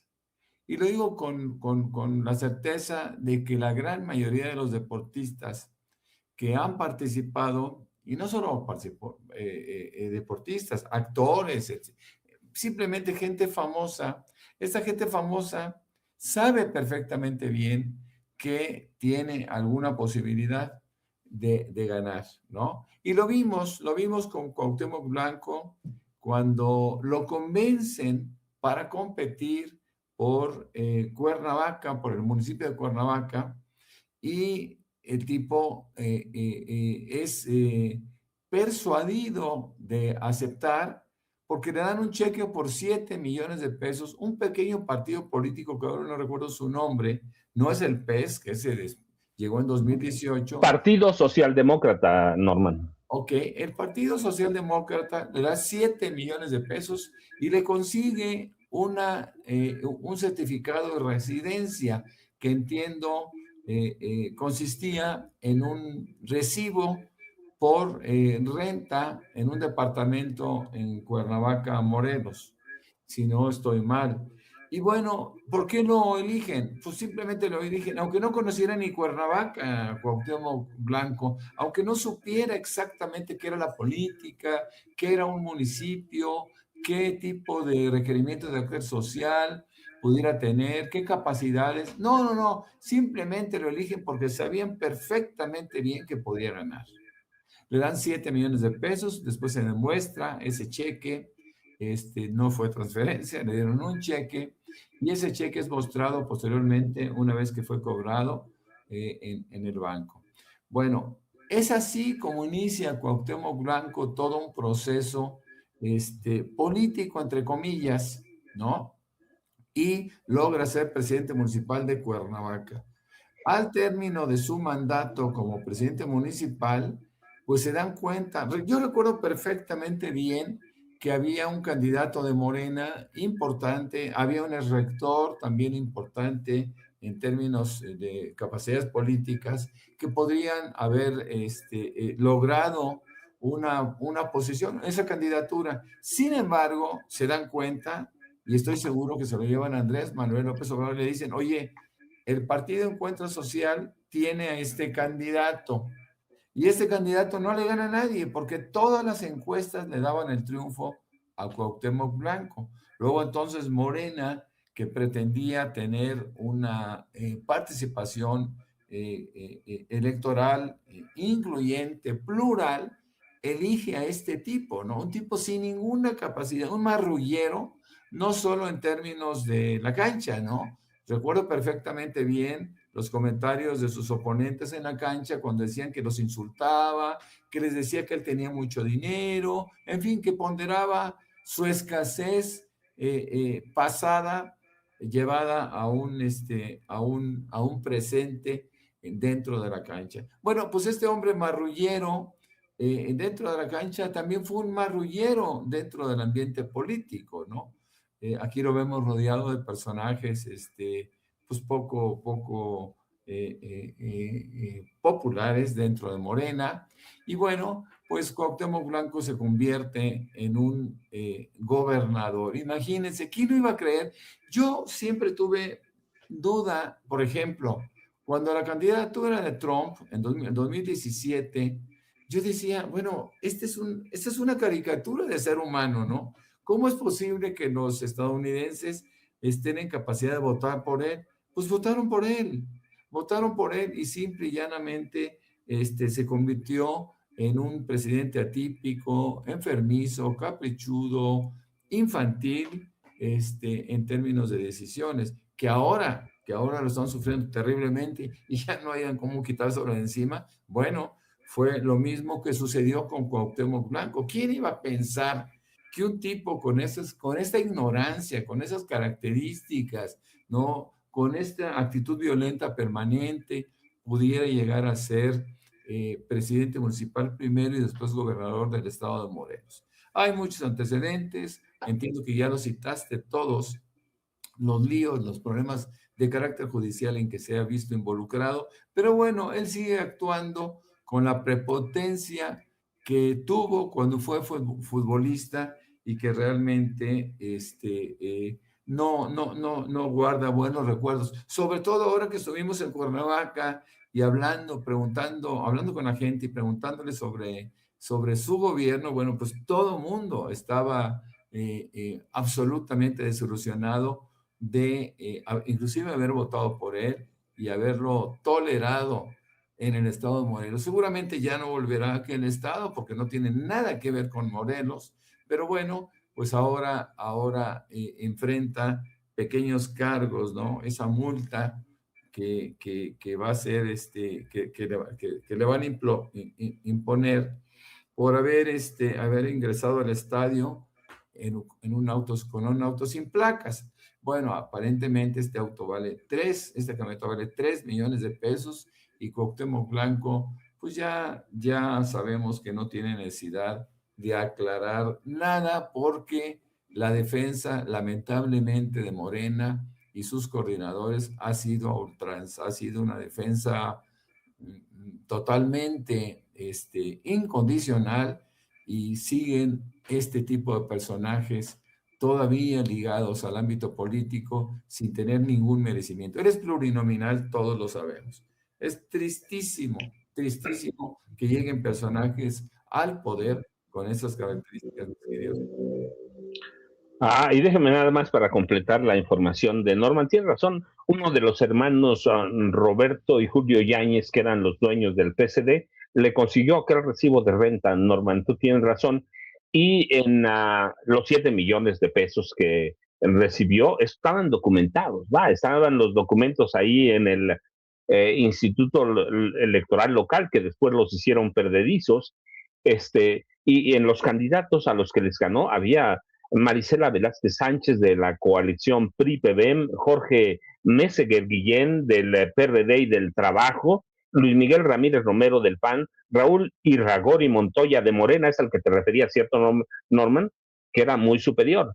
Y el otro candidato era en aquellas elecciones en Cuernavaca, Alejandro Villarreal Gasca de Movimiento Ciudadano, solo para cerrar el círculo de este capítulo en el que yo digo, no importa qué tan ídolo seas del deporte, de cualquier deporte, eso no garantiza que vas a ser un buen político. De hecho, en el caso de Ana Gabriela Guevara, en el caso de Cuauhtémoc Blanco Bravo, fue mucho peor de lo que parecía y de lo que se dijo en la prensa. Pero,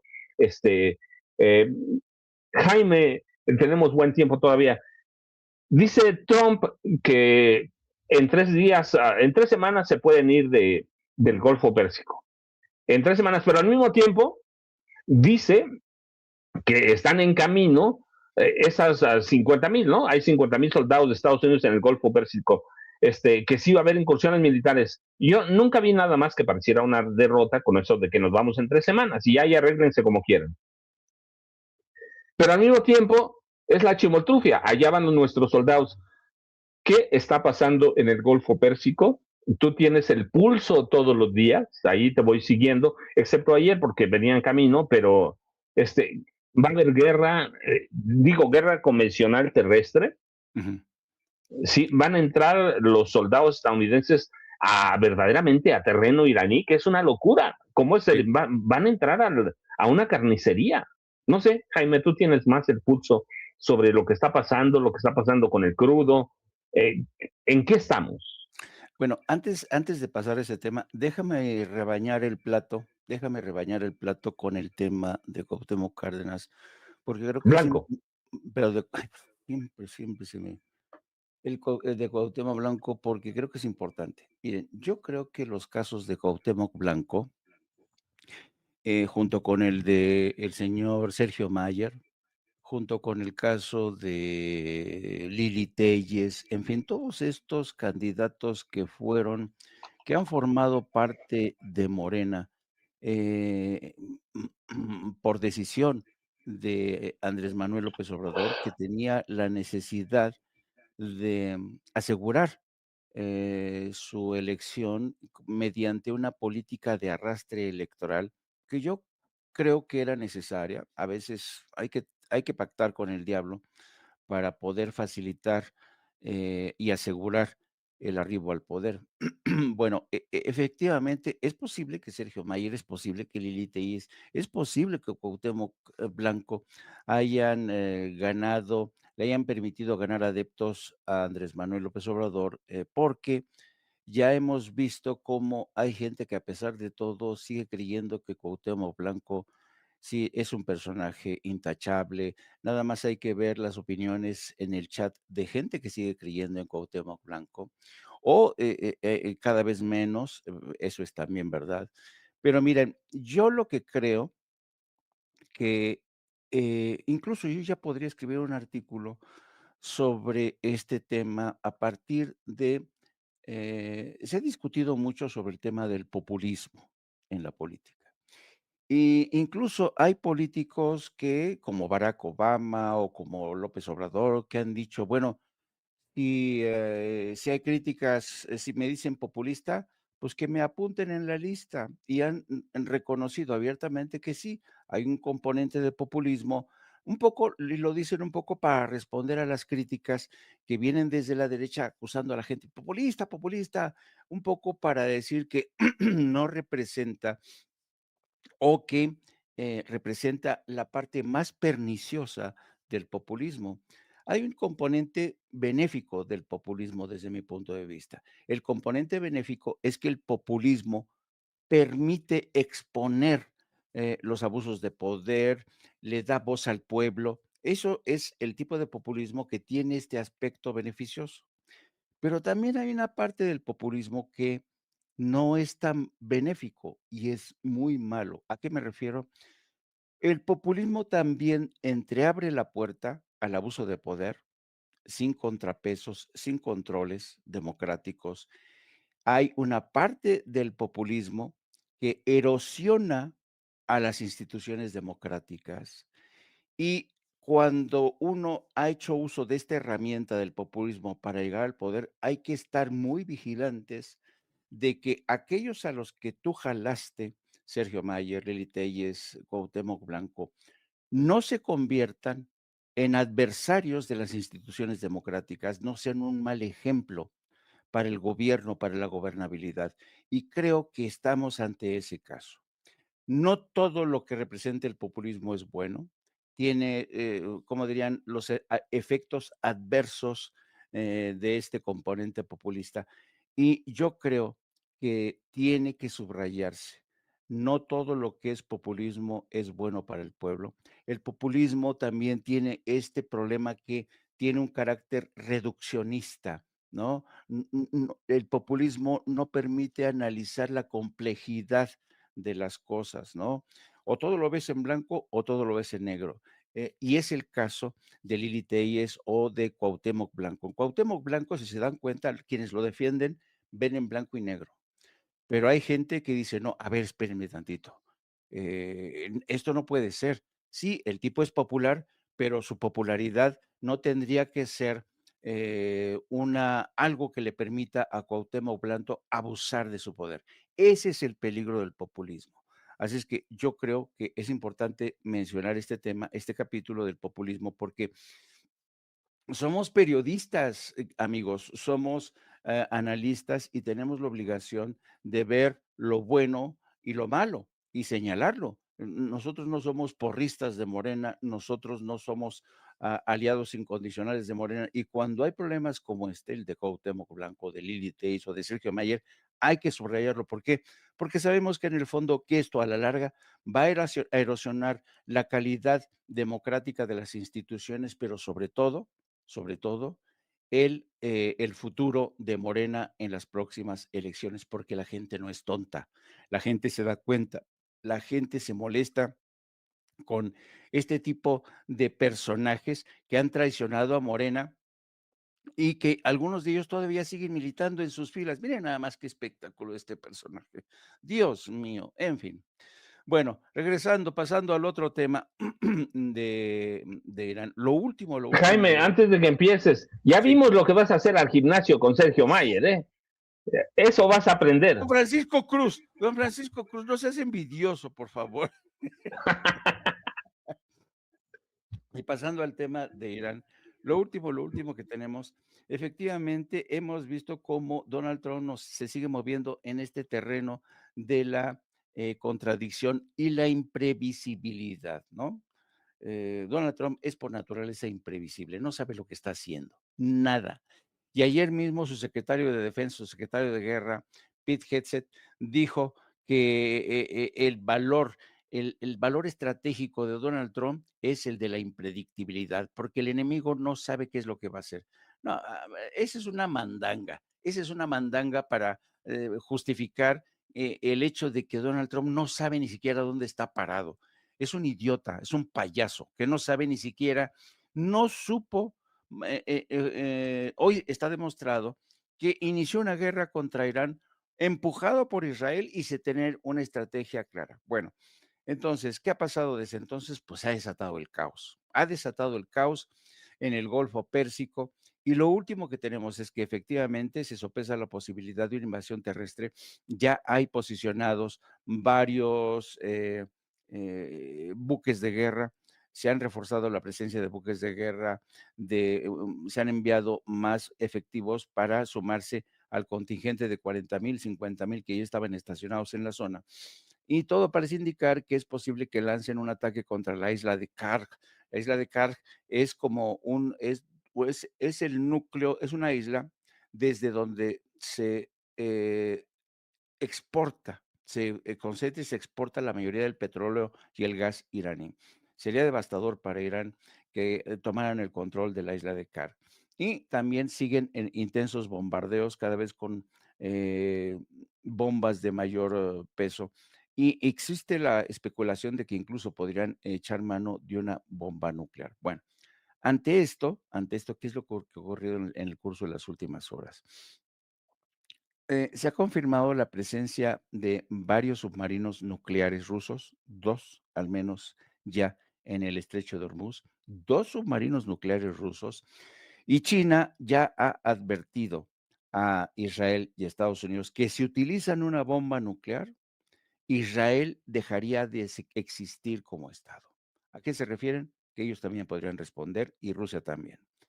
Entonces, es increíble. Luego, hay una unidad militar que es muy temida, rusa, que es la unidad militar de los chechenos. Ustedes saben que en Chechenia la mayoría comulga con el Islam, la mayoría son musulmanes, predican el Corán, es su Biblia, y ellos ya se han declarado dispuestos para trasladarse a Irán. Las unidades de combate chechenas son formidables, son temerarias y ya han demostrado, ya han dicho que van a combatir al lado de Irán para derrotar a Estados Unidos. Es decir, como bien decías, si Estados Unidos lanza un ataque terrestre, de desembarco terrestre sobre las costas de Irán o sobre la isla de Kar, se desataría un baño de sangre. Donald Trump pasaría la historia, de hecho ya pasó a la historia como el peor presidente, pero si se atreve a lanzar un desembarco, sería su fin porque morirían miles, miles. Yo siempre recuerdo, evoco la batalla de Galipoli, en la que el Imperio Otomano enfrentó a los aliados Francia, Inglaterra, que intentaron un desembarco en las costas turcas, les costó 300,000 muertos a los aliados. Y es que la verdad, defender esas costas se ha demostrado que es muy duro protagonizar un desembarco ahí.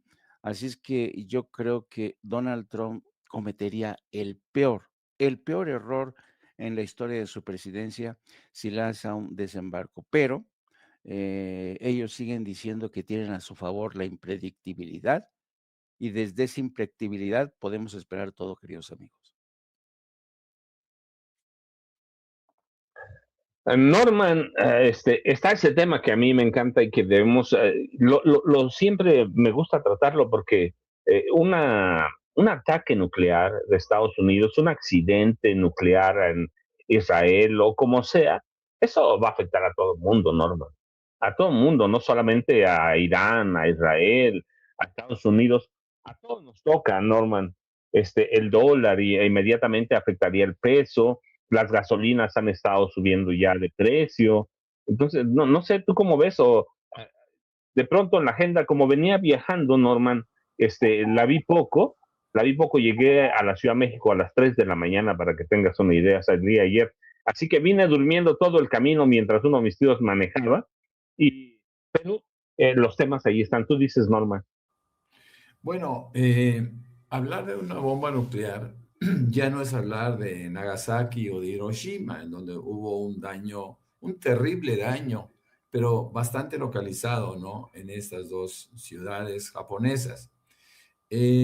Hablar de una bomba nuclear hoy por hoy implica pues, una afectación no solo de carácter regional o local, implica también un daño al mundo, ¿no? Al resto del mundo, independientemente de las consecuencias de carácter económico, ¿no? De carácter político, de carácter social. No, no, no. Aquí hay un daño tangible, ¿no?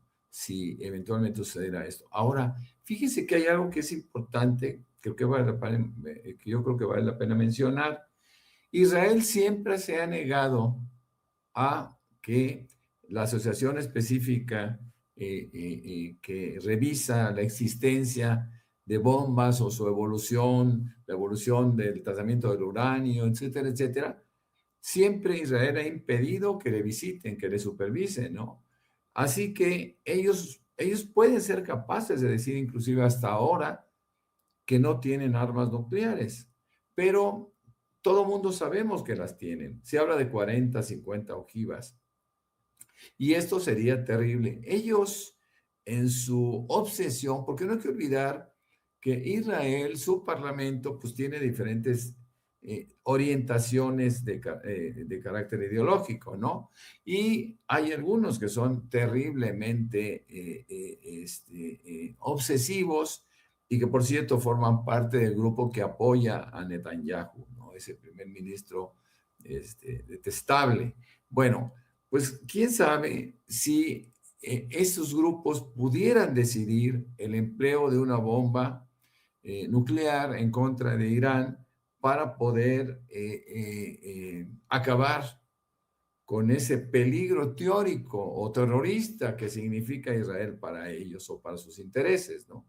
Eso es algo grave, realmente grave. No creo que Estados Unidos lo hiciera.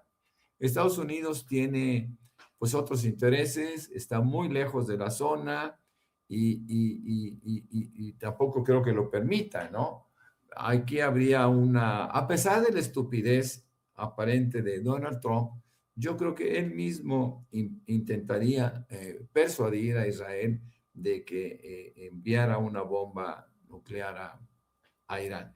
Pero fíjense cómo Trump hace un análisis, hace un balance de su éxito en la guerra contra Irán, que quiere, por supuesto, venderlo a sus votantes para que en noviembre de este año puedan ratificar un poquito las mayorías en la Cámara de Representantes y en el Senado en su favor y no sea juzgado como todo mundo o como el 60 y tantos por ciento de la población estadounidense busca que se haga.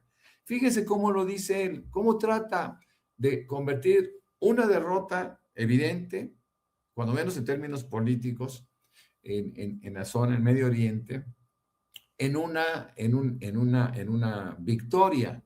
Y él dice que piensa que esta guerra la puede ganar se pueden salir en 2 o 3 semanas y olvidarse, sobre todo porque ya hicieron una destrucción de infraestructura en Irán suficiente para que no se recuperen en 15 o 20 años. Lo dice de esa manera tan grotesca como él suele hacerlo, ¿no?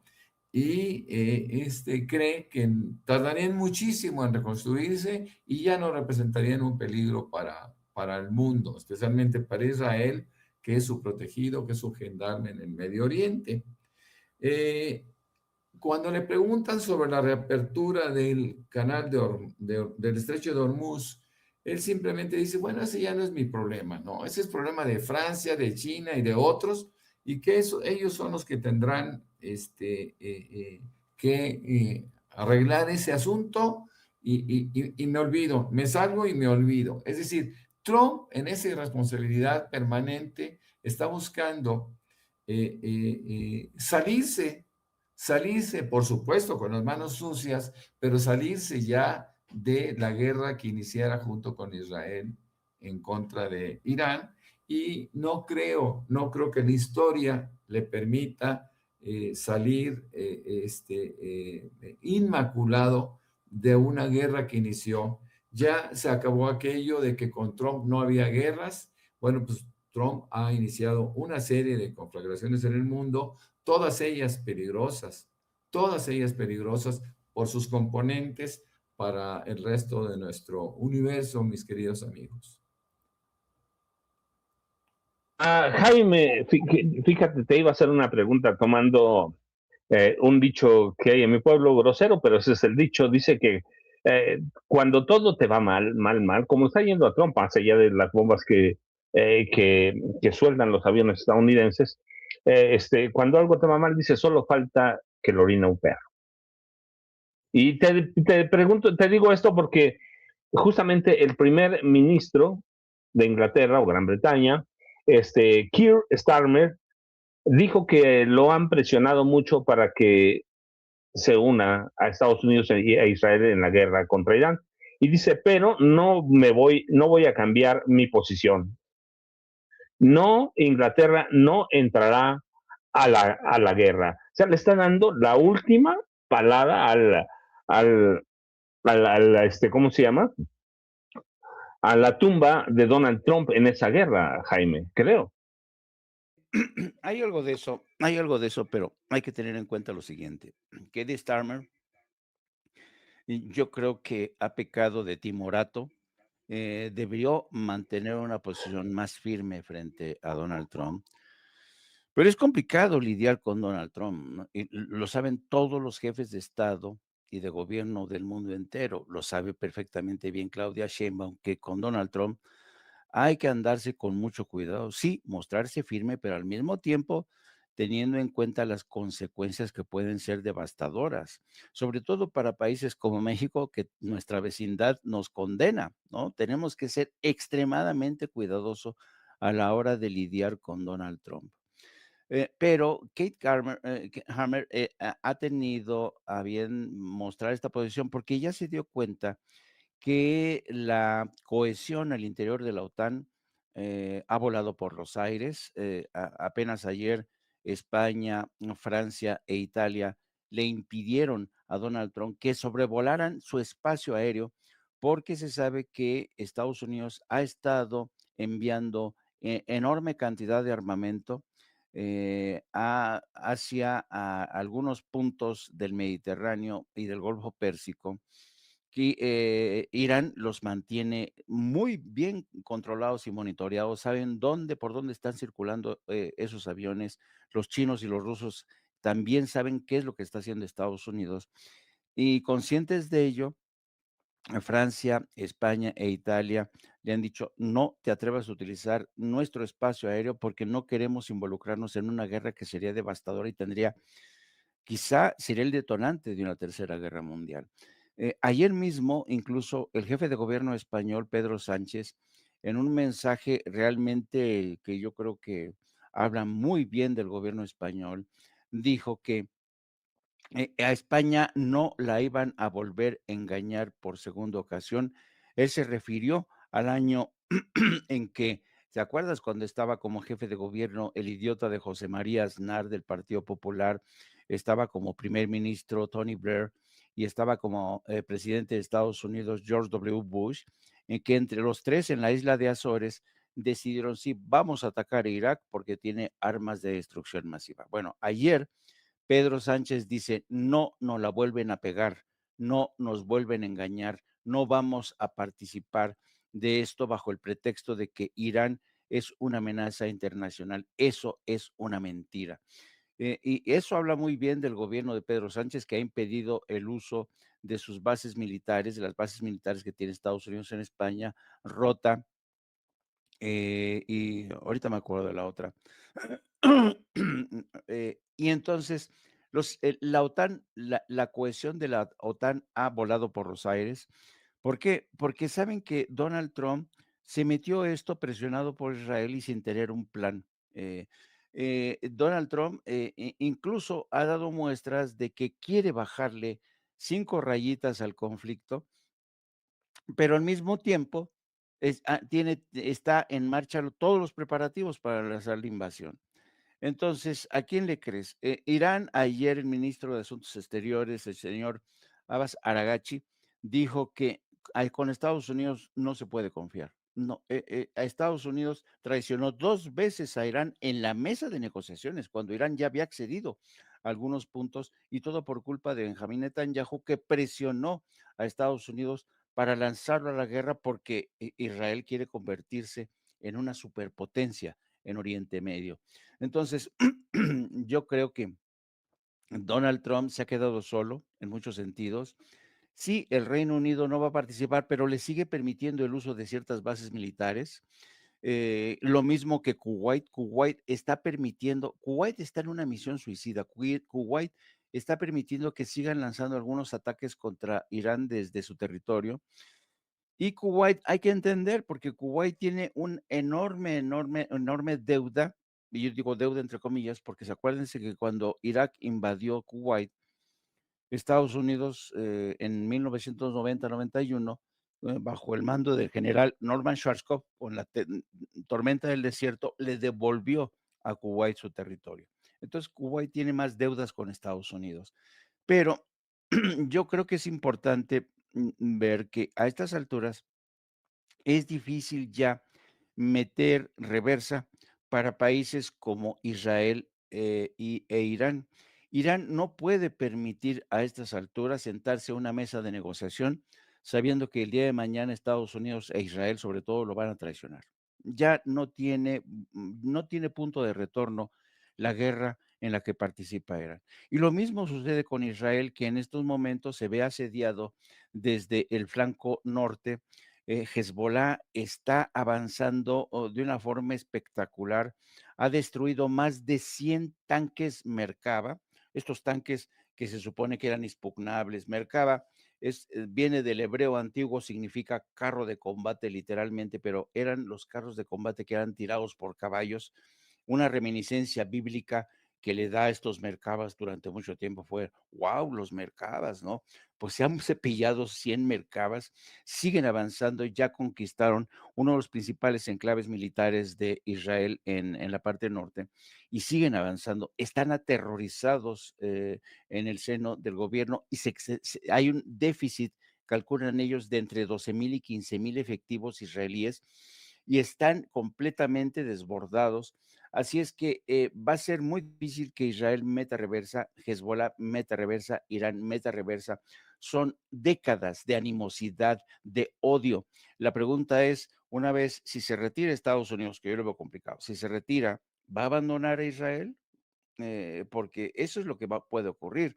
Y en ese abandono, ¿Israel va a atreverse a detonar una bomba nuclear?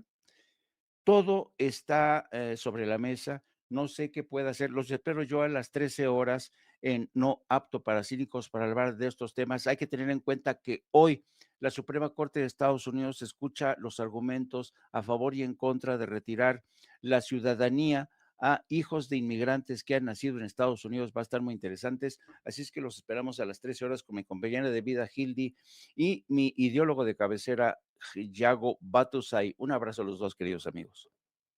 Gracias a Norman.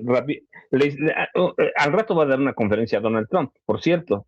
No sé qué va a decir, pero hace rato unos periodistas le preguntaron, le dijeron, Irán acaba de amenazar con un ataque a empresas estadounidenses y responde Trump, ¿con qué? Con pistolas de balines, no tienen ni resorteras. Norman, ¿qué es eso? O Sandra Cuevas, que está lavando el trabajo de la presidenta Claudia Sheinbaum Pardo. Es una locura. Y le tengo miedo de las dos cosas. Bueno, sí, debemos de tener miedo, mucho miedo de cuando una persona con esas características habla, porque todo es mentira, todo es balandronada, ¿no? Todo es un acto son shows, ¿no? Pero hay que magnificarlos en su dimensión correcta.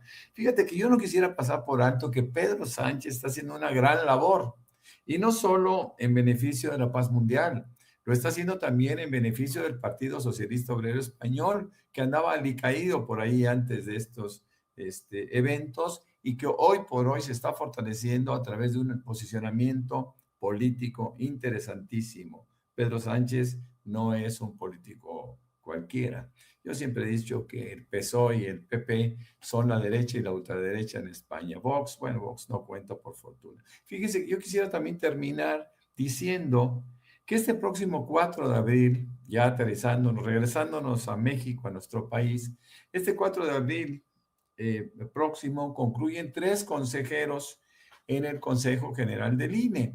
Y es interesante porque estos 3 consejeros, pues son prianistas que sirvieron al poder desde ese lugar, ¿no? A través de Lorenzo Córdoba y su grupo. Ellos son Dania Rabel Cuevas, está Jaime Rivera Velázquez y sobre todo la más radical, anti-López Obradorista, Claudia Zavala Pérez. Ya inició el proceso de registro, ya estamos viendo por ahí que están apuntando consejeros locales, de los tribunales electorales también locales o estatales. Y bueno, en este registro vemos que debe de tomar Morena una posición, porque aunque se diga lo contrario, hay que buscar una presión ideológica también dentro del INE. Yo sé que esto no es una cosa popular, sé que es una cosa provocadora lo que estoy diciendo, pero pues todos los partidos lo hicieron y eso de tener al INE en contra toda tu vida, bueno, pues sí que es un verdadero conflicto. Yo creo que el 22 de abril, que se espera, de 2026, que se espera que se hagan estos cambios o estas sustituciones, deberá entrar gente que pues por lo menos sean neutrales, ¿no? Y que no obedezcan a los partidos del pasado que lamentablemente siguen teniendo un pequeño presente, mis queridos amigos.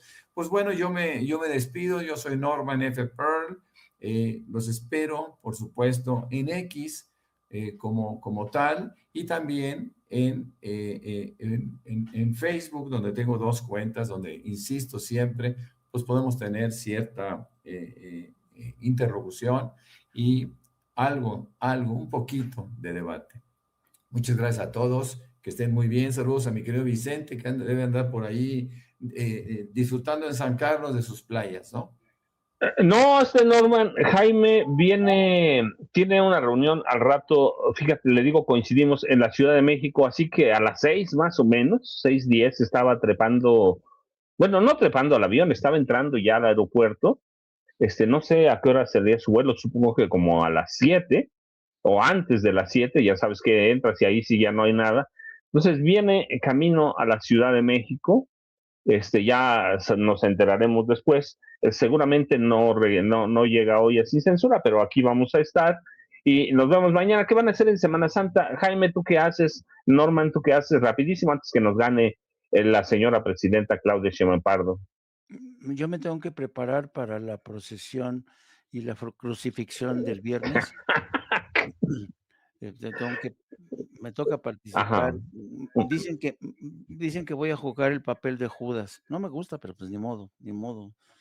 Porque el año pasado me tocó ser crucificado, así es que me va mejor, así es que eso haré. Y son días de guardar. No, yo en estos días no practico el sexo, porque no, está prohibidísimo en Semana. Hoy, Norman, se me hace que Jaime está divagando de cosas que no le pregunté. Pero claro, como dejé la pregunta abierta, dije las que haces, no las que no haces. Perdón, por eso voy a rezar el rosario, me voy a confesar y porque pues, ¿Y qué comes, Jaime? ¿Qué comes? Comeré pescadito porque la carne está prohibida, todo en el más amplio de la expresión. La carne nada sucumbir a la tentación, porque si no Diosito se va a enojar. Y voy a ver películas de Diosito. Ben-Hur, la Pasión de Cristo, todas estos. Oye, Semana Santa, eso se dedica uno. Norman, ¿tú qué comes regularmente Semana Santa? Yo como exactamente lo mismo, como poco. No es cierto. No, lo que voy a hacer, y es lo que he venido haciendo estos días en diferentes horarios, es ir a ver a Franco. ¿Se acuerdan de Franco, mi pequeño nieto de 7 años futbolista? Pues bueno, pues él fue invitado a jugar un torneo con niños un año más grandes. Él es 2018 y con los 2017, ayer ganaron 6-2 y él metió 4 goles. Entonces, bueno, pues estamos muy contentos viéndolo siempre que se puede, porque, pues bueno, el deporte es fundamental en el desarrollo de todos los niños y todos los hombres, toda la gente. Entonces, bueno, pues es lo que voy a hacer. Voy a estar muy pendiente de mi pequeño. Norman, Jaime, muchas gracias por acompañarme. Ya esperemos al rato, pero prácticamente ya estamos en Semana Santa, no, aunque empieza mañana, ¿no? No sé, pero tengo la impresión de que empieza el jueves, ¿no? Ya es Semana Santa. ¿Ya Semana No. Santa mañana? Sí. No, entiendo que es la próxima semana. No, No, ya estamos en Semana Santa. Bueno, a ver, yo oí el domingo que era Domingo de Ramos y lo quiero asociar ya con el Sábado de Gloria, pero El no sábado sé que viene Este, es el sábado de gloria. este sábado que viene debe ser sábado de gloria, Norman. Exactamente. Ok, bueno, yo andaba Sí. Es muy cuando perdido. uno ya puede salir corriendo desnudo a la calle. Es el sábado de gloria. Algo anda mal con Jaime, algo se le anda atravesando por ahí con sus obsesiones. Pero ya lo veremos, por favor, si haces eso, firma, graba algo, Jaime, todo el mundo tiene cámaras ahora, para que lo podamos anunciar aquí en Sin Censura. Eso va a ser noticia. No soy exhibicionista. Yo todo lo hago en privado. Pero pásenla bien, por favor. Ya debe estar por llegar la presidenta Claudia Sheinbaum Pardo, así que vamos a tomar un cafecito. Gracias, Jaime, gracias, Norman. Sigan a Norman en sus redes, de veras, Norman tiene muchas de las ideas que nos cuenta, él las desarrolla en X. Sí, las desarrolla, y cuando viene Norman, tiene un tratamiento ya pensado, digerido, y bueno, ciertamente salen temas de rebote, pero Norman no publico en redes, pero Norman publica bastante y responde y interactúa, así que sigan a Norman y a Jaime Hernández, ya saben, 1 a 3 de la tarde, estás terminando ahora un poco 1:45, ¿no? Sí. No apto para cínicos, con algo que parece que ya se está reconciliando su comentarista plurinominal, Yago Batusay. Así es. Ahí los espero a las 13 horas. Muchas gracias a los dos. Jaime y Norman se van a tomar un cafecito, lo merecemos. Yo me quedo un rato más con